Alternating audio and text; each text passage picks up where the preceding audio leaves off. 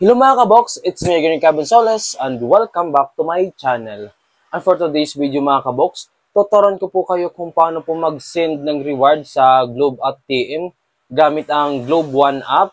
Sa mga nagtatanong kung paano po magkaroon ng reward sa Globe One app ay madali lang. Dapat meron po kayong application ng Globe One app at ginagamit nyo ito sa paglulod. Dapat dito kayo naglulod sa application ng Globe One app para magkaroon kayo ng rewards. So yun. Bago natin simulan, kung bago ka pa lamang sa YouTube channel ko ay please subscribe to my YouTube channel and click the notification bell para ma-update ka sa tuwing may panibago akong upload na video. Tara, simulan na natin.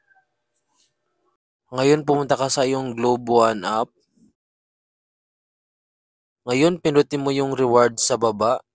Ngayon pipili ka dito kung ano yung isisend mo sa iyong kaibigan or kamag-anak. For example, itong 100 MB surfing for 1 day. May nakikita kang send this as a gift. Pinutin mo lang ito para ma-on. Ngayon naman, dito mo ilalagay yung number ng bibigyan mo ng rewards. Pindutin mo lang ito at ilagay mo yung number. Kapag mailagay mo na yung number ay pinutin lang yung choose account. At dito naman, pinutin lang yung redeem. So, yun na. Redeem successful. So, ngayon, tingnan natin sa isa kong cellphone kung dumating yung redeem na ibinigay ko. So, ayan, dumating yung rewards na ibinigay ko. So yun lang. Meron po akong mga tutorial about sa Globe One app. Ilalagay ko na lang po sa description box. Tingnan nyo na lang po at sana makatulong po itong mga video na to.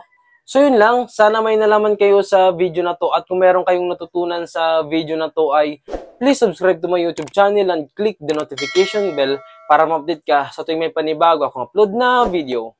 Bye-bye!